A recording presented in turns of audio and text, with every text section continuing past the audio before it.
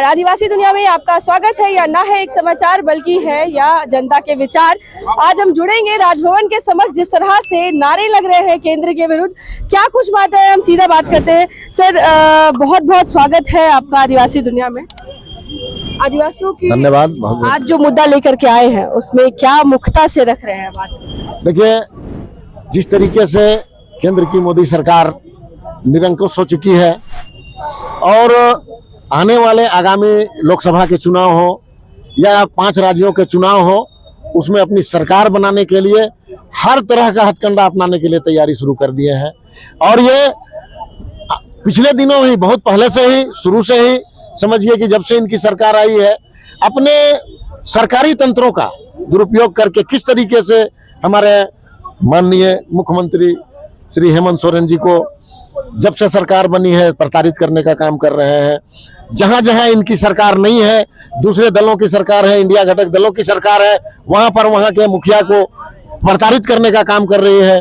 चाहे वो दिल्ली का मामला ले लें या पश्चिम बंगाल का मामला ले लें, साफ चाल चरित्र और चेहरा सबको नजर आ गया है। और इसी के विरोध में आज हम लोग आक्रोश मार्च निकाल करके माननीय राज्यपाल महोदय को राष्ट्रपति महोदया के नाम से ज्ञापन सौंपे हैं कि इस तरह की निरंकुश सरकार पर लगाम लगाया जाए और जो निर्दोष जेल की सजा काट रहे हैं या सलाखों के पीछे हैं, उनको रिहाई का रास्ता प्रशस्त। सर, कभी पत्रकार तो कभी विपक्ष के नेता टारगेट हो रहे हैं, क्या मंशा इसके पीछे रही होगी? निश्चित रूप से वो अपनी जो सरकार है राज्य में और देश में, उसको फिर से काबिज करना चाहते हैं और फिर से भारतीय जनता पार्टी की देश में सरकार बने।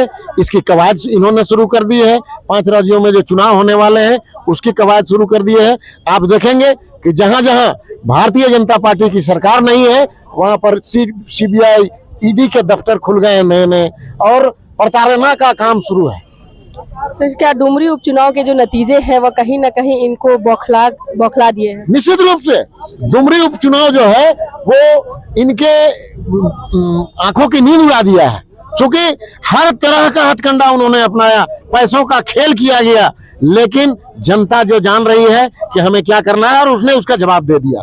और घटक दल के, जो इंडिया घटक दल के प्रत्याशी बेबी देवी को भारी मतों से विजयी बनाया, ये उनके नजर में खटक रहा है, इसलिए वो उसी तरीके से तैयारी कर रहे हैं। लेकिन जिस तरीके से केंद्र में की सरकार ने हमारे लोगों को या घटक दल के लोगों को या पत्रकारों को जेल के अंदर में ठूसना शुरू किया है, तो प्रतिक्रिया के विपरीत प्रतिक्रिया शुरू हो गई है। और हर क्षेत्र में इंडिया घटक दल के लोग 4 गुने 5 गुने जोश के साथ सड़क पर उतर रहे हैं और मोदी को आईना नहीं, अब जूता दिखाने का काम करेंगे। सर, लगातार बाबूलाल मरांडी जी द्वारा संकल्प यात्रा चल रहा है, क्या लगता है इससे कुछ असर होगा? देखिए, बाबूलाल जी का तो संकल्प यात्रा आपके नजर में भी होगा कि उनको भारतीय जनता पार्टी ने ही अकेले कर दिया है। मैं समझता हूं उनके साथ कोई भी बड़ा चेहरा भारतीय जनता पार्टी का उस संकल्प यात्रा में नहीं है। तो इस तरह से जनता ने नकार दिया है। वो ऐसे मुख्यमंत्री हैं जो देश के पहले मुख्यमंत्री थे। अगर दिशा सही बनाए होते शुरू में, तो आज झारखंड जो 40% इकोनॉमी देश को देता है, वो इस तरह बदहाल नहीं होता। झारखंड में खनिज संपदा की भरमार है, लेकिन यहाँ की 3.5 करोड़ जनता भूख से बेहाल है। और ये शुरुआत के दौर में ही भारतीय जनता पार्टी के वही मुख्यमंत्री जो बोल रहे थे कि भारतीय जनता पार्टी छोड़ने के बाद कि मैं कुतुब मीनार से कूदना पसंद करूंगा लेकिन भाजपा में नहीं जाऊंगा, और अब कुतुब मीनार से सीधे कूद के और भाजपा की थैली में घुस गए हैं और उनको जनता ने नकार दिया है। वो आने वाले समय में आपको दिखेगा। सर, एक आखिरी सवाल लेना चाहेंगे, ईडी समन मुख्यमंत्री, यह सिलसिला कब तक चलेगा? जब तक हमको न्यायपालिका पर भरोसा है। हमने न्यायपालिका के बीच में माननीय मुख्यमंत्री ने गुहार लगाई है और आने वाले 11 तारीख को जो उनका सुनवाई होना है, निश्चित रूप से हमें पूर्ण विश्वास है कि कोई रास्ता प्रशस्त होगा और इस तरह से सरकारी तंत्रों का उपयोग करके और केंद्र सरकार की निरंकुश भावना को निश्चित रूप से रोक लगेगा। जी, समय देने के लिए शुक्रिया। तो जी हाँ, जो अपनी बात को मुखरता से रखते हुए यहाँ बोला गया है कि केंद्र और केंद्र द्वारा संचालित एजेंसियों से कोई फर्क नहीं पड़ता है और ना ही मुख्यमंत्री को ईडी के समन से फर्क पड़ता है।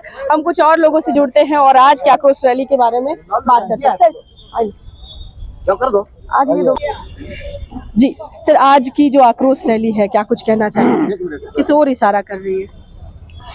देखिए, आज की जो ये मार्च था जिला स्कूल से लेकर के राजभवन तक, ये मार्च ये विरोध प्रदर्शन था।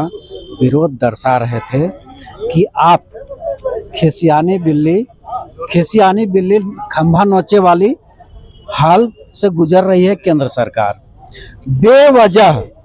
बेवजह सभी को तंग किया जा रहा है। पूरे इंडिया गठबंधन दलों के नेताओं को, चाहे हेमंत सोरेन हो, संजय सिंह हो, या बहुत सारे लोग हैं।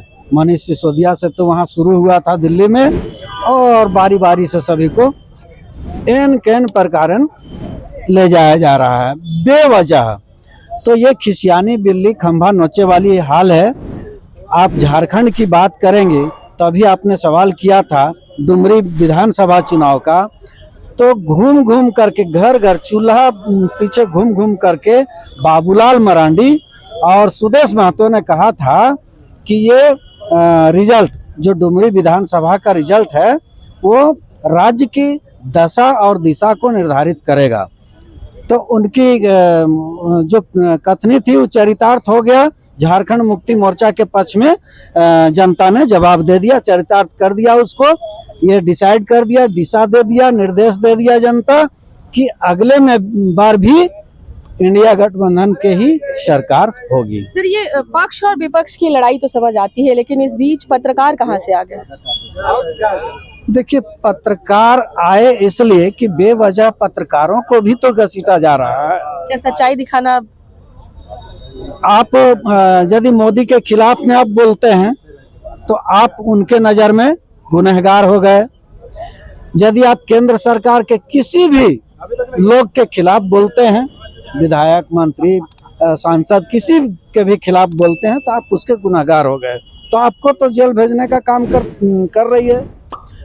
तो उसी के विरोध में हम लोग आज प्रदर्शन कर रहे हैं, मार्च कर रहे हैं। समय देने के लिए शुक्रिया। से देख रहे हैं कि सीधे विपक्ष पर निशाना साधा जा रहा है। सर, हम इनसे भी जुड़ना चाहेंगे और बोलेंगे कि सर क्या कुछ कहना चाहेंगे आज के आक्रोश रैली में? क्या इससे कुछ फर्क पड़ेगा? राज्यपाल को भी ज्ञापन सौंपे आपने। निश्चित तौर पर फर्क पड़ेगा। और देखिए, जब से 19 के बाद से, जब से आप झारखंड में देखेंगे, लगातार चूंकि आदिवासी धर्म से आते हैं हमारे माननीय मुख्यमंत्री, ये इनके प्रकरण कभी सीबीआई, कभी ईडी, कभी इनकम टैक्स, कभी अदर जो भी सरकारी तंत्र है उसका दुरुपयोग करके इनको परेशान किया जा रहा है। आज देखेंगे आप कि लगातार 18 वर्ष तक इन लोगों ने यहाँ पे झारखंड में राज्य किया, लेकिन आज शहर की जो स्थिति आप देख सकते हैं, एक रोड तक का भी लोगों ने बनाया नहीं।